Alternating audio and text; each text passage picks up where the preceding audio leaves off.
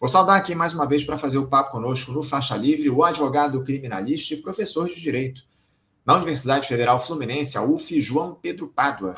Professor João Pedro, bom dia.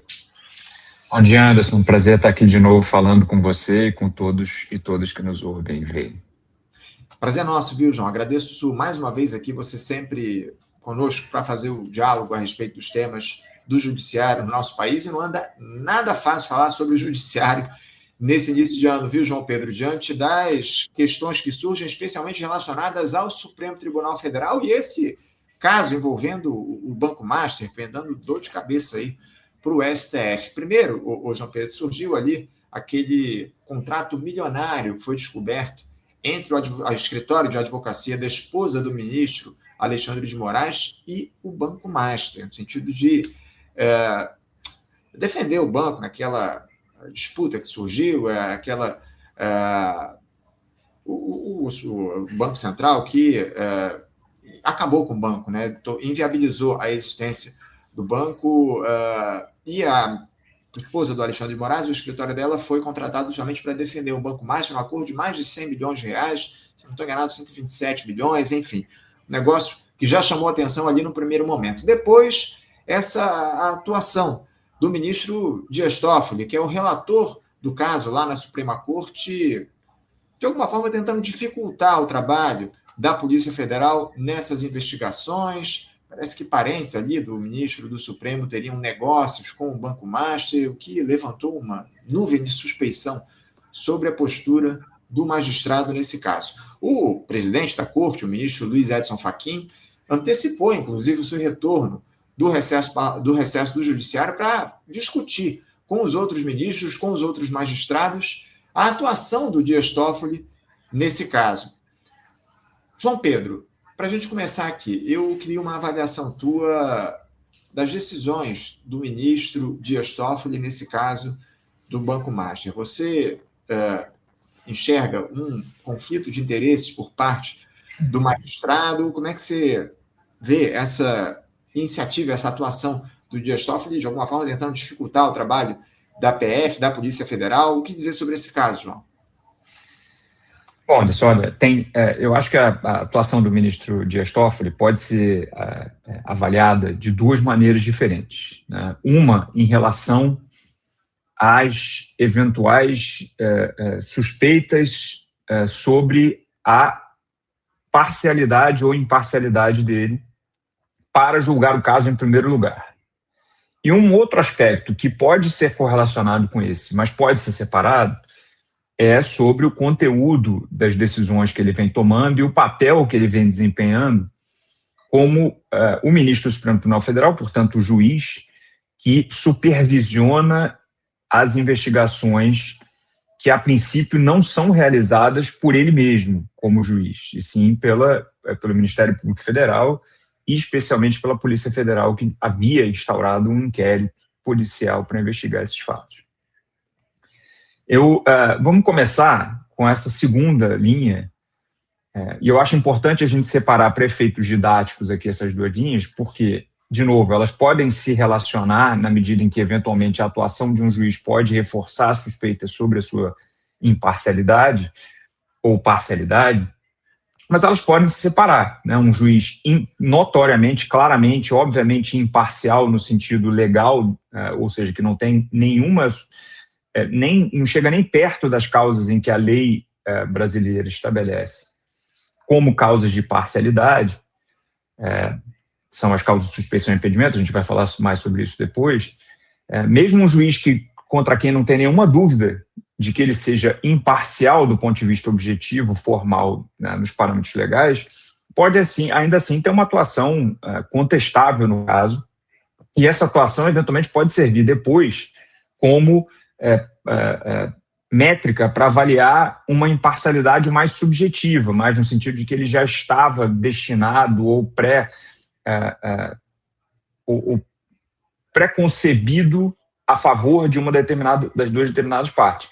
Eu falo isso porque é um exemplo que provavelmente está vindo à mente de muitas pessoas, é o do ex-juiz Sérgio Moro, né, atual senador pelo Paraná, Sérgio Moro, que, do ponto de vista objetivo, não tinha nenhuma causa de parcialidade no caso da Lava Jato. Ele não era parente de ninguém que estava envolvido, ele não era próximo, ele não tinha julgado a causa antes, ele não tinha interesse direto na causa, não estava litigando contra nenhuma das partes envolvidas, mas a atuação dele foi uma atuação que, num momento posterior, foi utilizada, né, as decisões que ele tomou, a maneira como ele atuava e até, eventualmente, as conversas que foram reveladas que ele tinha com o Ministério Público demonstraram, ou pelo menos para o Supremo Tribunal Federal, demonstraram que ele tinha um comprometimento com uma das partes, pelo menos um comprometimento ideológico, um comprometimento personalíssimo, né, nas suas convicções, com uma das partes, naquele caso, com a acusação. Então, são coisas que podem se relacionar, mas podem se separar.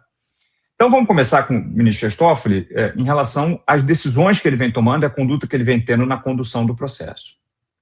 E acho importante aqui estabelecer o seguinte: o que faz um juiz do Supremo Tribunal Federal, um ministro do Supremo Tribunal Federal, quando um processo chega para a sua competência? Um processo, na verdade, não um processo judicial, né? Nesse caso, ainda é um processo que a gente chama, tecnicamente, de uma persecução penal extrajudicial, ou seja, ainda está em fase de investigação, ninguém foi acusado por nada formalmente ainda.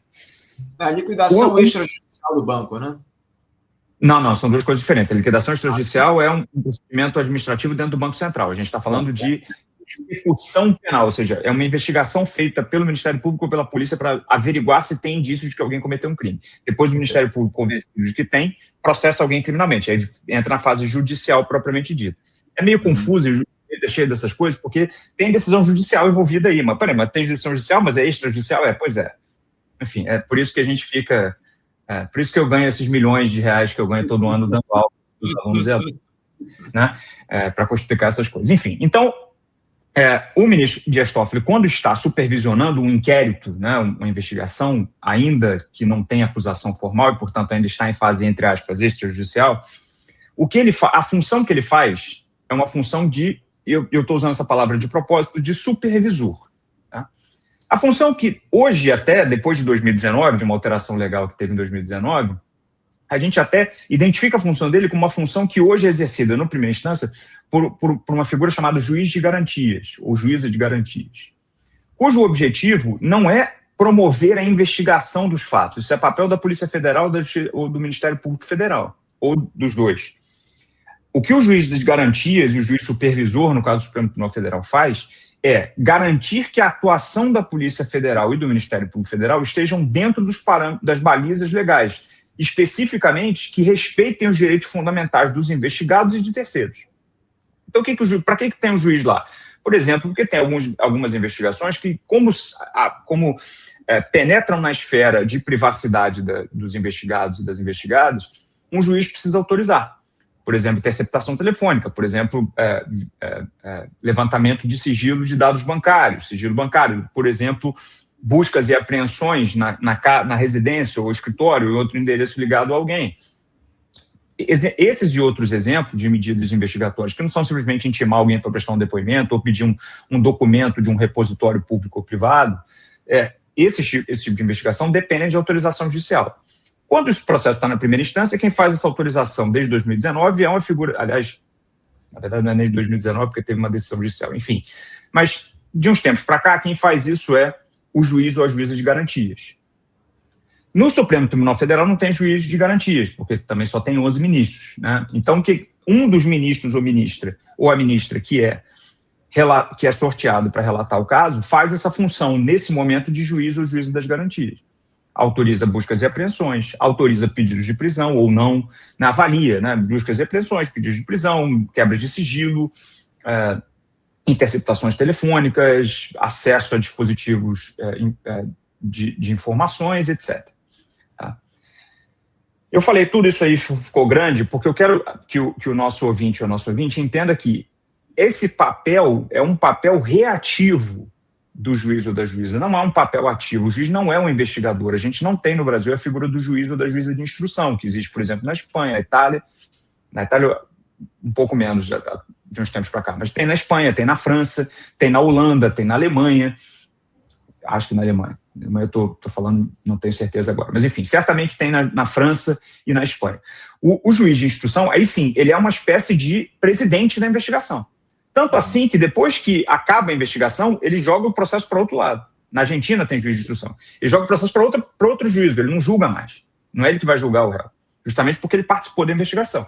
O Brasil não tem isso. Então, o que está causando espanto na atuação do ministro Dias Toffoli, para além de qualquer outra questão empírica em relação ao relacionamento dele com quem quer que seja, é que ele está assumindo um protagonismo que o sistema de justiça criminal brasileiro não parece ter pensado ou desenhado exatamente para o juiz ou juiz supremo. E antes de eu passar a bola para você de volta, eu devo dizer também que, por outro lado, isso não é a primeira vez que acontece. Tá? Muito recentemente, um outro ministro também exerceu um papel muito parecido com esse, né? E, de certa maneira, não foi criticado, foi elogiado. O ministro Alexandre de Moraes fez isso nesses processos relativos às investigações envolvendo o núcleo golpista e tal, e outras investigações correlatas. Ele teve um papel muito parecido. Ele nomeou delegado, ele nomeou perito, ele teve um papel bem ativo, não só durante o processo, mas principalmente durante a investigação. Tá? Então, eu quero só dizer, primeiro, que não parece ser o papel que o desenho institucional do processo penal criou no Brasil, mas também não é só o ministro Dias Toffoli que fez isso no caso do Banco Master. Tá? E eu vou devolver para você, porque a minha resposta já está muito longa, mas tem esse outro aspecto que a gente separou aqui, que é o aspecto que que não tem a ver com o conteúdo das decisões e o papel que está assumindo o ministro Dias Toffoli, mas tem a ver com os parâmetros legais da sua parcialidade ou imparcialidade.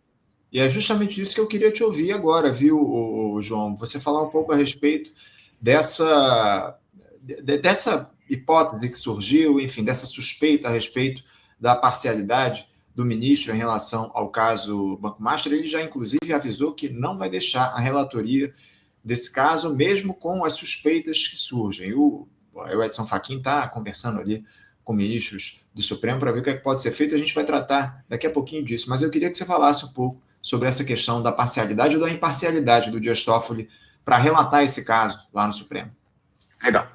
Então, vamos começar com o básico, né? Imparcialidade é uma das garantias fundamentais de qualquer pessoa que se vê num processo judicial perante um juiz, né? Que é a garantia que o juiz ou a juíza seja imparcial, ou seja, isso significa que ela não está previamente comprometida com nenhuma das partes, tá?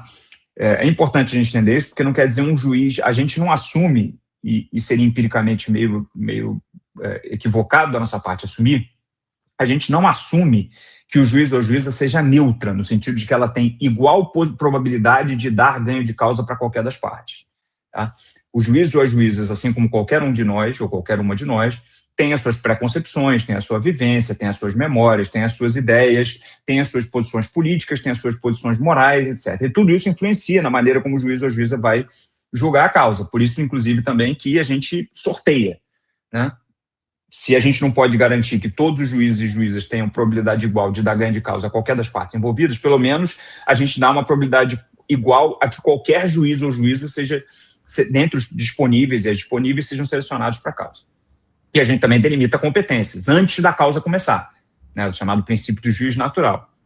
A gente não diz, olha, essa causa aqui envolve o Anderson, então só o juiz Joãozinho e a juíza Mariazinha podem julgar. Não.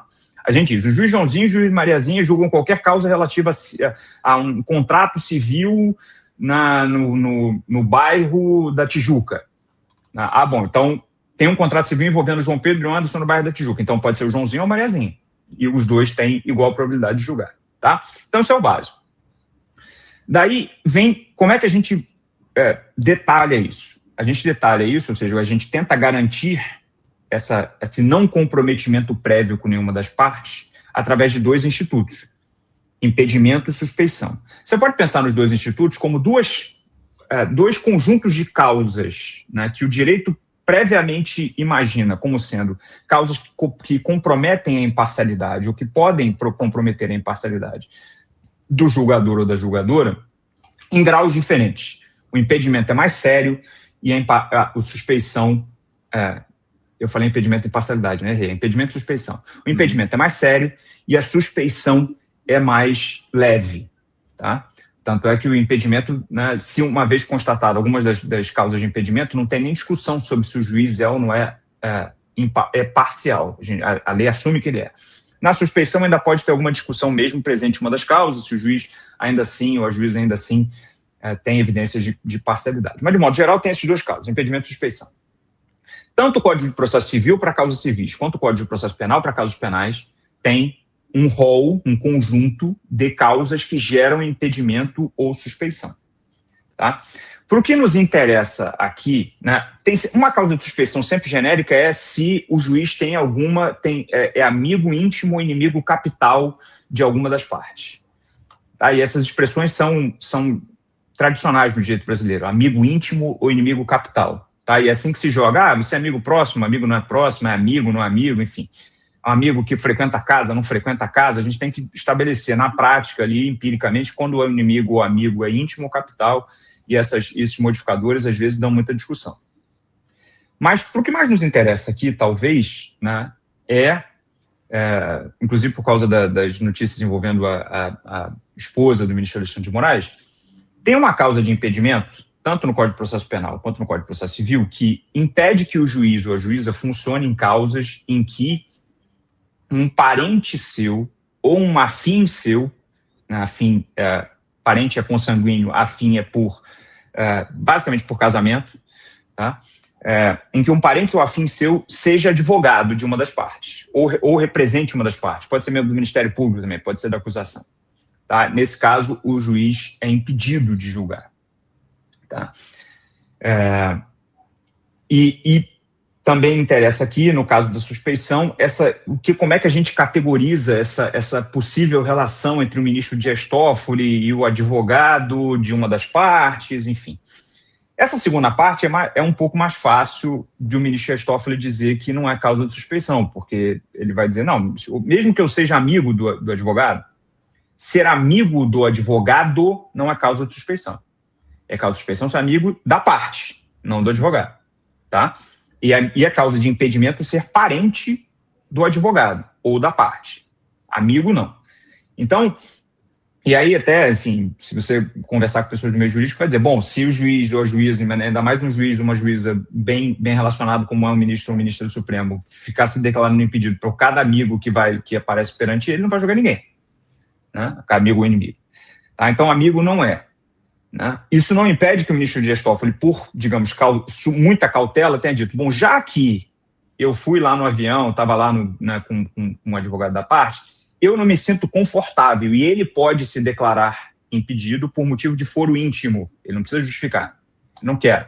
Tá? Não quero a publicidade, acho que vai pegar mal. Ele poderia fazer isso, mas isso é uma opção. Tá? Quando é parente, é obrigatório. Daí a gente já vê que tem aí uma margem vamos dizer, de interpretação. Sempre o direito sempre tem um pouco disso, mas nesse caso, especialmente, tem uma margem de interpretação meio grande, né, em relação a quando é que o juiz ou a juíza vai ou não ter uma imparcialidade quebrada, ou por impedimento ou por suspeição, em cada caso concreto.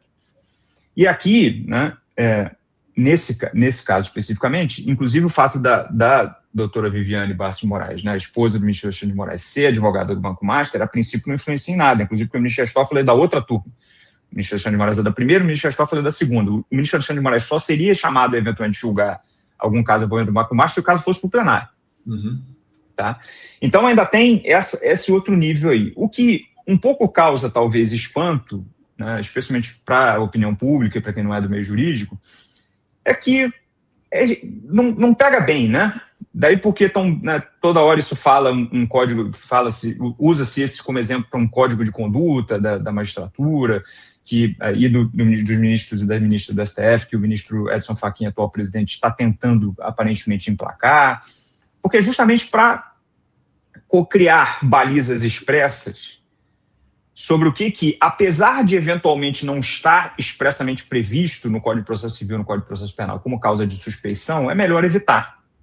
Né? Porque a gente não estamos falando de um juiz qualquer ou de uma juíza qualquer, estamos falando dos membros da corte mais importante do Brasil e que possivelmente é enfim, são as 11 pessoas mais poderosas do Brasil, ou uma das 11, que fazem parte do grupo das pessoas mais poderosas do Brasil.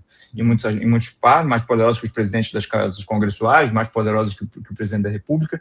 Então, né, a gente pode, talvez, exigir desses ministros e dessa ministra um pouco mais de austeridade em relação à sua conduta pessoal e como ela influencia no julgamento do que a gente exigiria de um magistrado ou de uma magistrada mais da média, né, de primeira instância, mesmo de segunda instância em tribunais. Agora, João, para além dessa questão do Dias Toffoli ter usado o helicóptero para viajar lá do Vorcaro, enfim, há uma suspeita em relação aos próprios parentes do ministro, porque parece que o cunhado do Daniel Vorcaro teria investido em um fundo que comprou participação em um resort que pertence a primos do Dias Toffoli, do ministro do STF. Diante de tudo isso que surge, dessas suspeitas, você considera que o Dias Toffoli deveria se julgar suspeito para analisar esse caso? Você falou um pouco a respeito disso, já deu uma indicação, mas eu queria que você dissesse de maneira mais objetiva. Diante das suspeitas, diante de toda a repercussão que esse caso ganhou, seria mais prudente que o Dias Toffoli, para evitar algum problema, se declarasse suspeito? E o que é que motiva a insistência do ministro, na tua avaliação, de continuar relatando esse caso diante de toda a repercussão e das críticas que surgem internamente, inclusive, do Supremo Tribunal Federal? Eu citei que o ministro Edson Fachin retornou das férias de maneira antecipada justamente para debater, dialogar internamente com os demais ministros para falar sobre essa situação do caso Master. Seria mais prudente o Dias Toffoli, num momento como esse, diante das suspeitas, se declarar suspeito para julgar esse caso? O que é que se avalia como postura ideal para o ministro nesse momento?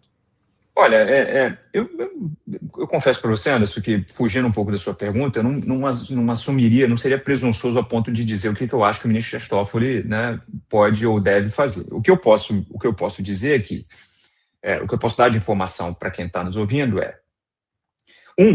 a gente sabe, até por pesquisas feitas aqui no Rio de Janeiro, né, uma pesquisa muito interessante uma pesquisa etnográfica muito interessante feita pela minha colega da UF, a professora Bárbara Dupete Batista, sobre imparcialidade de magistrados. Não foi no STF, foi no Tribunal de Justiça do Estado do Rio de Janeiro, mas o que ela demonstrou é que os magistrados e as magistradas, de modo geral, ligam muito a sua identidade profissional à ideia de que eles são capazes e elas são capazes de serem imparciais. Tá? A imparcialidade não é só, na visão de magistrados e magistradas, aparentemente, não é só uma questão de exigência constitucional, de exigência legal. É uma questão de identidade profissional.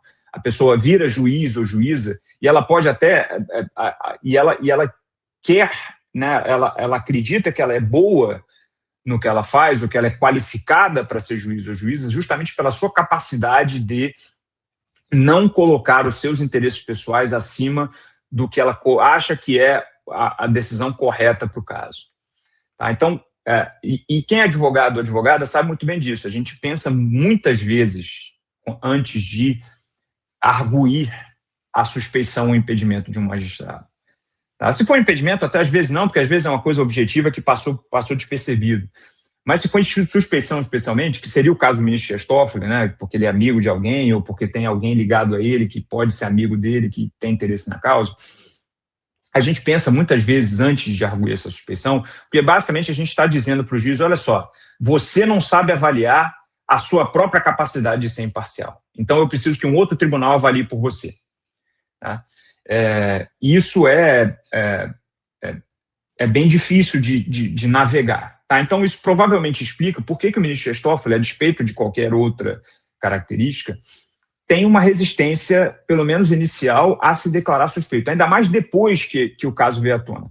Porque se fosse antes do caso veio à tona, ou seja, antes do fato de descobrirem que, sei lá, que parente dele tem alguma relação indireta com fundo, tem relação com fundos, que por sua vez tem relação com um pouco mais, se fossem antes de imprensa noticiar que ele estava lá no avião, em que estava presente também um advogado que representa um dos investigados no caso do Banco Master. Se fosse antes disso, ele tivesse pensado, não quero me meter nesse vespeiro não, porque isso vão acabar alegando, né, que eu tenho alguma coisa a ver com isso, eu vou me declarar impedido por motivo de foro íntimo para julgar o caso.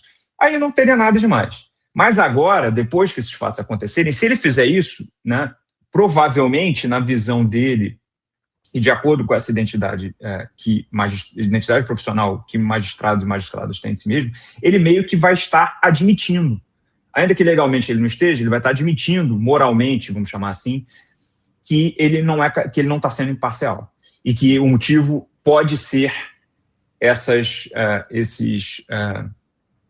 eventuais ligações indiretas de amizade ou de proximidade que ele tem com essas pessoas ligadas ao Banco Master. Então, acho muito difícil, né, que ele vá se declarar, por iniciativa própria, suspeito ou impedido para julgar o caso. Se o Supremo Tribunal Federal, como colegiado, depois, julgar uma arguição de uma das partes, né, seja do Ministério Público Federal, que também acho pouco provável que, pelo menos nesse momento, faça essa arguição, mas alguma outra defesa. Se o Supremo Tribunal Federal vai acolher essa alegação, aí é outra questão. Mas o ministro Toffoli acho pouco provável que faça isso. Tá? E aí, deixa eu reforçar também que, como eu disse antes, a nossa... eu não disse tão expressamente, então vou aproveitar essa oportunidade para dizer isso. O nosso rol né, o nosso conjunto de causas de impedimento e suspeição na legislação brasileira, tanto no Código de Processo Penal quanto no Código de Processo Civil, lida basicamente com a imparcialidade subjetiva.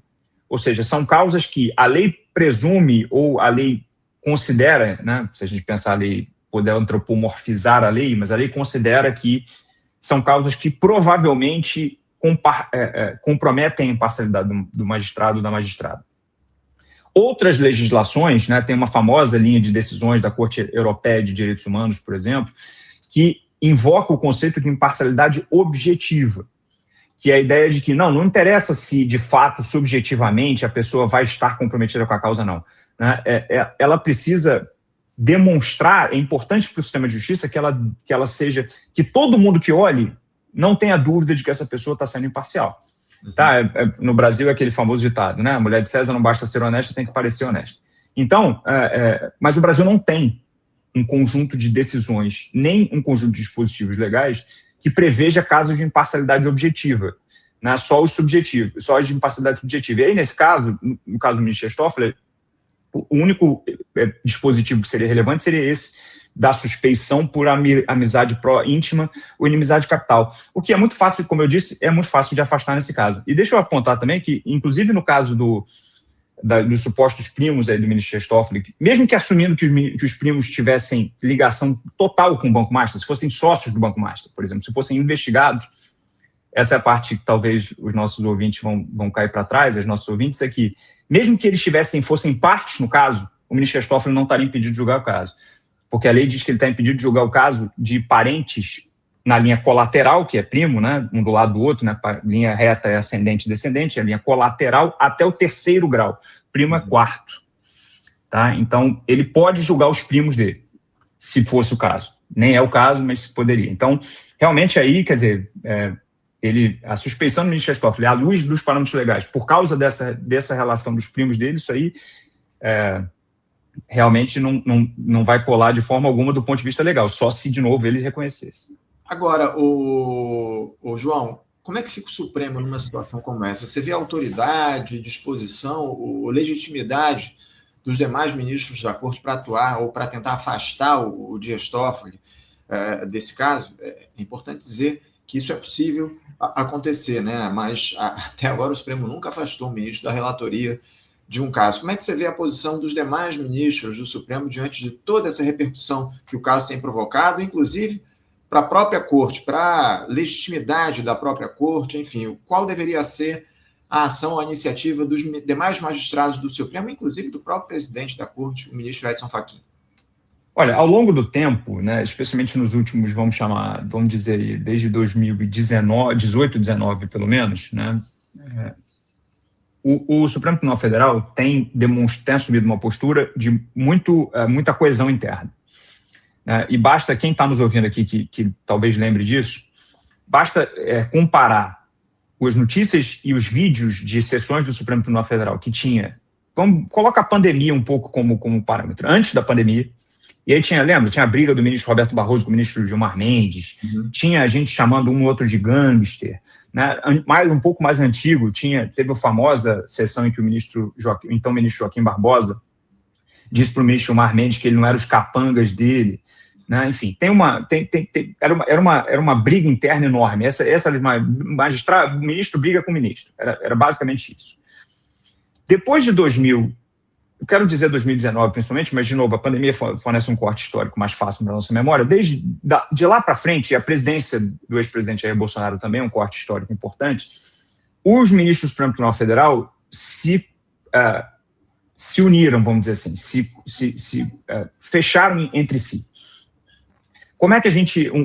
Um marco importante para isso. O julgamento de uma DPF ajuizada pela Rede de Sustentabilidade contra o famoso inquérito 4781, que começou chamado de inquérito das fake news, que é até hoje de relatoria do ministro Alexandre de Moraes, e hoje vem sendo chamado de inquérito do fim do mundo, né? A DPF da Rede de Sustentabilidade contra o inquérito 4781, que é um inquérito muito, muito, muito contestável juridicamente, por vários motivos, né? Mas o julgamento, se tivesse sido em 2016, provavelmente ia ser 6-5, ia dar uma brigalhada no plenário e tal. O julgamento foi em 2020 ou 2021, se não me engano, acho que foi em 2021, e foi 10-1, só votou vencido o ministro Marco Aurélio, que era folclórico por votar vencido de qualquer maneira, em vários casos rumorosos, que o Supremo validou o inquérito. Aquilo foi claramente interpretado, e eu acho corretamente, como uma demonstração de coesão interna do tribunal contra os ataques que o tribunal, dos quais o tribunal se percebia vítima, especialmente vindo do Poder Executivo e também, naquela época, um pouco em menor grau do Poder Legislativo.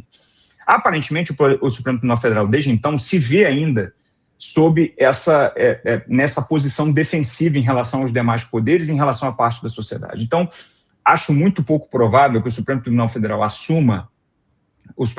pelo voto da maioria dos seus ministros, assuma uma postura de crítica interna tão forte quanto a de votar por maioria para julgar. Suspeito o ministro Dias Toffoli nesse caso. Tá? Ainda mais porque, para justificar isso, como eu disse, por causa dos parâmetros legais fluidos, ele teria que justificar juntando os dois aspectos que a gente separou, ou seja, dizendo que as decisões do ministro Dias Toffoli, nesse caso, indicam que ele está pré-comprometido com alguma das partes. E o Supremo Tribunal Federal dificilmente faria isso, ainda mais nesse momento, porque seria uma vulnerabilização interna e seria provavelmente visto como jogando o ministro Dias Toffoli para os leões aqui, vamos dizer, principalmente o Congresso Nacional. Né? E aí, quem seria o próximo? O ministro Alexandre de Moraes, enfim, né? São ministros que estão muito sob fogo cerrado, especialmente de uma ala das casas, de cada uma das casas congressuais. Então, a ala da oposição, né? A ala bolsonarista, especialmente. Então, acho muito pouco provável que o Supremo vá comprar essa briga. O Supremo provavelmente está fazendo, e o ministro Edson Fachin é o exemplo disso, está fazendo de forma indireta. Olha, vamos aproveitar essa polêmica aqui, não para... Deixa o ministro Dias Toffoli lá no caso, mas vamos aprovar um código de conduta, vamos começar a tentar ganhar a sociedade de outra maneira, para que os atos do ministro Dias Toffoli e de outros ministros em outros casos rumorosos sejam interpretados sob uma luz de um pouco mais de boa-fé. Eu imagino que sejam esses os movimentos que o Supremo Tribunal Federal vai se ver, vamos dizer, legitimado a fazer. É a discussão, inclusive, que está colocada lá no Supremo Tribunal Federal, essa discussão sobre um possível código de conduta. O ministro Edson Fachin tem levantado aí essa discussão lá na Suprema Corte. João Pedro, eu quero agradecer a tua presença aqui com a gente mais uma vez, viu? Obrigado, viu, por você estar aqui conosco, detalhando esse caso difícil envolvendo o ministro Dias Toffoli, o caso Banco Master. A gente vai continuar repercutindo a partir das novas informações que vão surgir ao longo dos próximos dias. Enfim, a gente sempre conta com você aqui para acompanhar e fazer essas análises sempre abalizadas a respeito do judiciário no nosso país. Obrigado pela tua presença, uma boa quinta-feira para você e um forte abraço. Eu que agradeço, Anderson, sempre que eu puder, eu estou aqui à disposição para contribuir aqui com o entendimento das questões. Um grande abraço para você.